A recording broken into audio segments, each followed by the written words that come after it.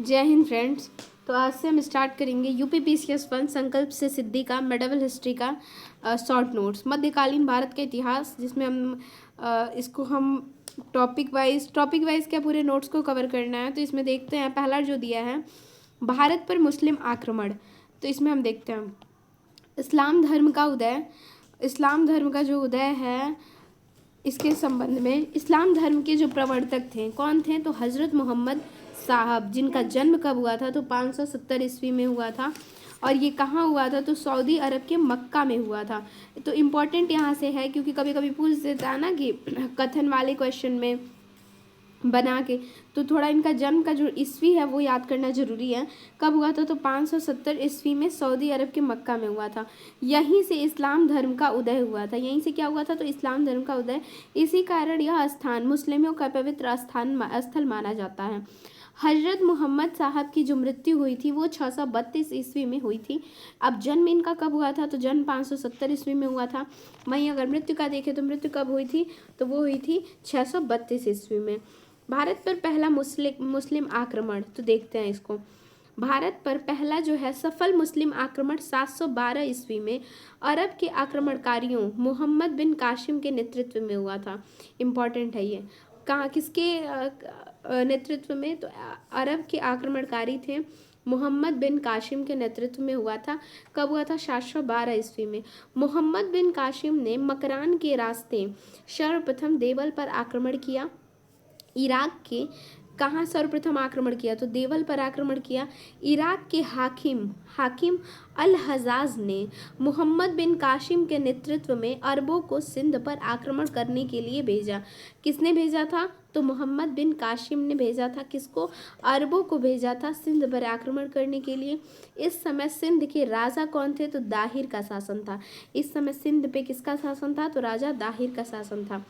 दाहिर और कासिम की सेना के बीच 20 जून 712 ईस्वी को भीषण युद्ध हुआ था। इम्पॉर्टेंट है, कब हुआ था, तो 20 जून 712 ईस्वी को भीषण युद्ध हुआ था। भारी संघर्ष के बाद अरबों ने 712 ईस्वी में सिंध पर विजय प्राप्त कर ली। भारी संघर्ष के बाद जो अरबों ने था, मतलब जो अरब थे जिनको मोहम्मद बिन कासिम ने भेजा था सिंध पर आक्रमण करने के लिए, और उस टाइम सिंध के जो राजा थे वो दाहिर थे। उस टाइम फिर इसने क्या किया, बहुत ज़्यादा संघर्ष हुआ, जिस संघर्ष के दौरान जो अरब थे, जो आक्रमणकारी थे, उन्होंने 712 ईस्वी में सिंध पर विजय प्राप्त कर ली थी। और कब ये आए थे युद्ध करने के लिए, तो 20 जून 1712 में। अब देखिए, इसमें देखते हैं क्या हुआ कि मोहम्मद बिन कासिम की मृत्यु के पश्चात अरबों का राज्य विस्तार स्थिर पड़ गया था। मतलब जब मोहम्मद बिन कासिम की मृत्यु हुई तो जो अरब में एक था, अपने राज्य विस्तार की जो नीति थी वो एक स्थिर हो गई थी। चचनामा सिंध के इतिहास की जानकारी चचनामा सिंध के इतिहास की जानकारी प्रदान करने वाली पुस्तक है। मतलब जो चचनामा एक बुक है, चचनामा में क्या है, तो चचनामा में सिंध के इतिहास की जानकारी प्रदान की गई है, ऐसी एक बुक है। जिसके अनुसार 6 से 7वीं शताब्दी में सिंध देश की राजधानी अरोड़ थी। सिंध देश की राजधानी क्या थी, तो अरोड़ थी। हम बहुत ही धीमे तरीके से समझते हुए इसे पढ़ेंगे, कोई जल्दबाजी नहीं है, क्योंकि जियोग्राफी में मैंने बहुत ही जल्दी के चक्कर में मैं सब चीज़ों को थोड़ा बहुत फास्ट की हूँ, लेकिन यहाँ ये हिस्ट्री है, समझने वाला पार्ट है और इसे याद करना है, रटना है, इसलिए मैं बहुत आराम से इसे कवर करूँगी। भारत में पहले किसका आक्रमण हुआ, अरब का पहला मुस्लिम आक्रमण हुआ। उसके बाद कौन है, तो तुर्कों का आक्रमण हुआ। भारत में तुर्कों का आक्रमण हुआ, जैसे कि तुर्क चीन की उत्तरी पश्चिमी सीमाओं पर निवास करने वाली एक लड़ाकू और बर्बर जाति थी। तुर्क कैसी थी, तो लड़ाकू एक बर्बर जाति थी। तुर्कों ने कालांतर में इस्लाम धर्म स्वीकार कर लिया। इसका उद्देश्य एक विशाल मुस्लिम धर्म की स्थापना थी। गजनी वंश का संस्थापक कौन था, इम्पॉर्टेंट जो है मैं सर्कल करती जाऊंगी। गजनी वंश का संस्थापक था अल्पतगीन। तो जैसे ऐसे भी याद कर सकते हैं ना कि जो इंसान गजनी मूवी में जैसे बाल हट जाते हैं तो उनका बाल कोई गिन नहीं सकता है, तो गजनी वंश के संस्थापक मतलब अल्पतगीन। गजनी वंश का अन्य नाम क्या था, तो गजनी की कोई भी यामिनी ऐसे कर लीजिए कि गजनी की कोई फ्रेंड थी, यामिनी नाम था, तो गजनी वंश का अन्य नाम यामिनी वंश है। गजनी नगर में अल्पतगीन ने अपनी राजधानी बनाई। गजनी नगर में अल्पतगीन ने क्या बनाई थी? तो अपनी राजधानी बनाई। यहीं पर स्वतंत्र गजनवी वंश की स्थापना की। अल्पतगीन में ही अपनी क्या बनाई थी? तो राजधानी। ठीक है, कहाँ पे बनाई थी? सॉरी, गजनी नगर में किसने बनाई थी? तो अल्पतगीन, जो कि संस्थापक था, इसने राजधानी बनाई। यहीं पर स्वतंत्र गजनवी वंश की स्थापना की। अल्पतगीन की मृत्यु के पश्चात उसका पुत्र इशहाक और उसके बाद बलकतगीन गद्दी पर बैठा। अल्पतगीन जो था एक गुलाम था, जो कि एक अल्पतगीन का गुलाम था। क्या नाम था? सॉरी, अल्पतगीन खुद गुलाम नहीं था, अल्पतगीन का एक गुलाम था जिसका नाम था सुबुक्तगीन। क्या नाम था? सुबुक्तगीन। बाद में सुबुक्तगीन से प्रभावित होकर अल्पतगीन ने इसे अपना दामाद बना लिया था। मतलब जो अल्पतगीन के दामाद थे उनसे ये बहुत ज़्यादा प्रभावित हुआ उनके कार्यों से, तो अल्पतगीन ने उससे अपनी बेटी का विवाह कर दिया, अर्थात उसको दामाद बना लिया। सुबुक्तगीन जो था वो हिंदू शाही शासक जयपाल को पराजित किया था। सुबुक्तगीन की जो मृत्यु के पश्चात उसका पुत्र महमूद गजनवी गद्दी पर बैठा। अभी तक तो मुझे महमूद गजनवी के बारे में ही पता थी, अल्पतगीन के बारे में मैं नहीं जानती थी, बट यहाँ से हुआ कि जो अल्पतगीन था उसका गुलाम सुबुक्तगीन, फिर उसका दामाद बना, फिर सुबुक्तगीन का जो बेटा था वो था महमूद गजनवी। भारत पर आक्रमण करने वाला जो प्रथम तुर्की मुस्लिम शासक पूछेगा, अगर देखिए यहाँ थोड़ा सा ट्रिकी क्वेश्चन बन सकता है कि अगर पूछेगा भारत पर सर्वप्रथम पहला मुस्लिम आक्रमणकारी कौन था? मोहम्मद बिन कासिम। लेकिन अगर प्रथम तुर्की मुस्लिम शासक पूछे तो कौन था? सुबुक्तगीन था। महमूद गजनवी की कार्य हम देखेंगे, इसका वर्ष देखेंगे तो महमूद गजनवी 998 से 1030 ईस्वी तक। सुबुक्तगीन की मृत्यु के पश्चात उसका ज्येष्ठ पुत्र महमूद गजनवी 998 ईस्वी में गजनी का शासक बना और इसकी आयु मात्र 27 वर्ष थी। महमूद गजनवी ने 1000 ईस्वी से 1027 ईस्वी तक भारत पर कुल 17 बार आक्रमण किया और इस आक्रमण का जो मुख्य उद्देश्य था वो भारत की संपत्ति को लूटना था। भारत में महमूद गजनवी का सर्वाधिक महत्वपूर्ण अभियान 1025 से 26 ईस्वी में सोमनाथ मंदिर गुजरात का था। महमूद गजनवी द्वारा सर्वाधिक लूटपाट किए गए में, लेकिन उसमें अगर देखें महत्वपूर्ण आक्रमण जो था वो सोमनाथ मंदिर गुजरात का था। इस समय वहाँ के शासक थे वो भीम प्रथम थे। महमूद इस मंदिर को नष्ट करके इसकी संपत्ति को लेकर सिंध के रेगिस्तान से वापस लौट गया। महमूद ने अंतिम आक्रमण 1027 ईस्वी में जाटों पर कर उन्हें पराजित किया था। 1030 ईस्वी में मोहम्मद गजनवी की मृत्यु हो गई थी। कब हुई थी? तो 1030 में। कब से ही बैठा था? तो 998 से लेके 1030 तक। ठीक है। हिंदू धर्म की मूर्तियों को तोड़ने के कारण महमूद गजनवी को बुत्सगीन या मूर्ति भंजक कहा जाता है। मतलब ये बहुत ज़्यादा जो हिंदू धर्म की मूर्तियाँ थीं तो बहुत ज़्यादा तोड़ता था। ठीक है, आक्रमणकारी था। महमूद गजनवी का चंदेलों पर प्रथम आक्रमण 1019 ईस्वी में हुआ था। इस समय चंदेल वंश का शासक विद्याधर था। कौन था चंदेल वंश का शासक? विद्याधर। चंदेलों पर प्रथम आक्रमण कब हुआ था? 1019 ईस्वी में हुआ था। इस युद्ध में विद्याधर रात्रि के समय युद्ध मैदान छोड़कर अपनी सेना के साथ हट गया। मुस्लिम लेखकों ने विद्याधर को तत्कालीन भारत का सर्वाधिक शक्तिशाली शासक बताया था। जो मुस्लिम लेखक कहते हैं कि विद्याधर जो था वो सर्वाधिक शक्तिशाली शासक बताया है। लेकिन महमूद गजनवी का दरबारी जो था इतिहासकार उत्बी, इसने अपनी किताबुल यामिनी अथवा तारीख यामिनी में कहा। उत्बी मतलब देखिए, पहली बात तो हमें दो इम्पॉर्टेंट फैक्ट मिले।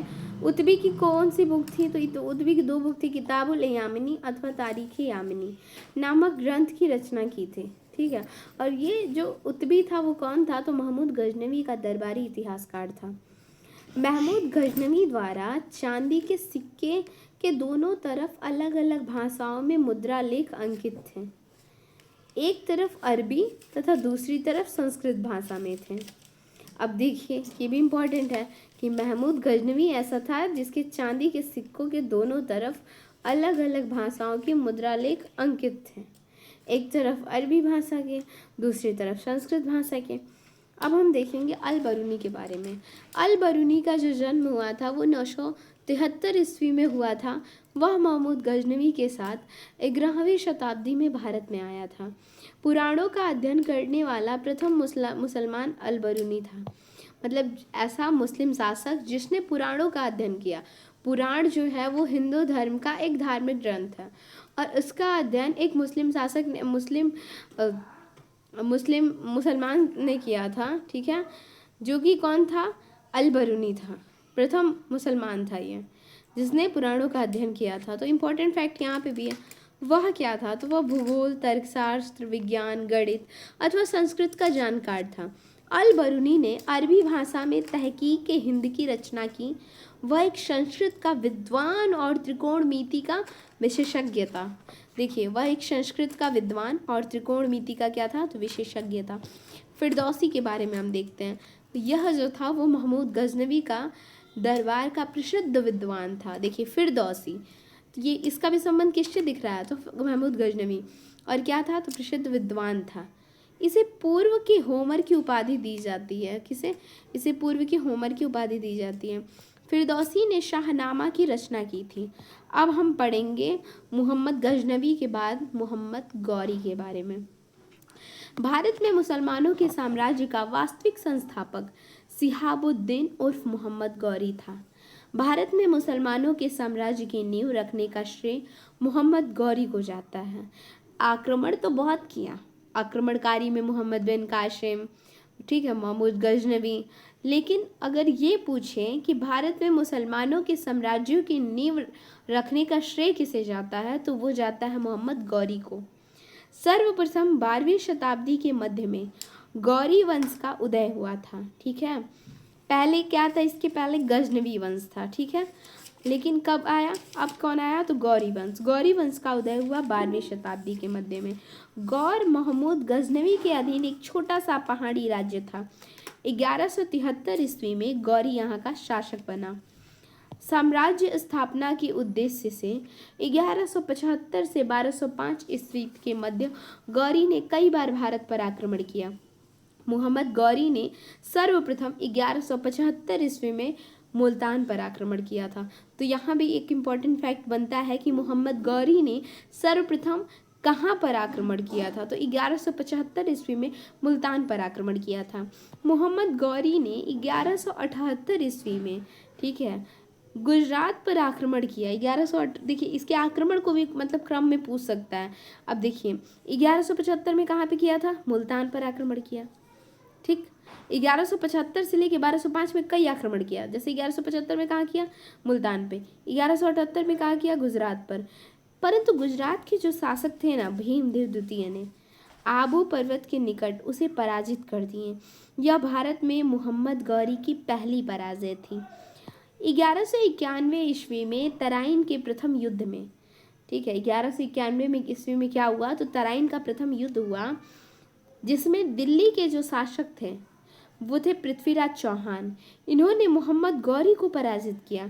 यह गौरी की भारत में दूसरी पराजय थी। प्रथम पराजय किसके द्वारा हुई थी? तो जो गुजरात के शासक थे भीमदेव द्वितीय, जिन्होंने आबू पर्वत के निकट उसे पराजित कर दिया, ये प्रथम पराजय थी। और द्वितीय 1191 में तराइन के प्रथम युद्ध में पृथ्वीराज चौहान ने मोहम्मद गौरी को पराजित किया, ये द्वितीय पराजय थी।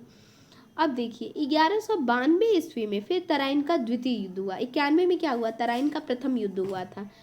फिर 1192 में क्या हुआ? तराइन का द्वितीय युद्ध हुआ जिसमें मोहम्मद गौरी ने पृथ्वीराज चौहान को पराजित कर दिया। उल्टा हो गया, मतलब जो यहाँ पे शासक हैं वो सेम है, मोहम्मद गौरी है, पृथ्वीराज चौहान है।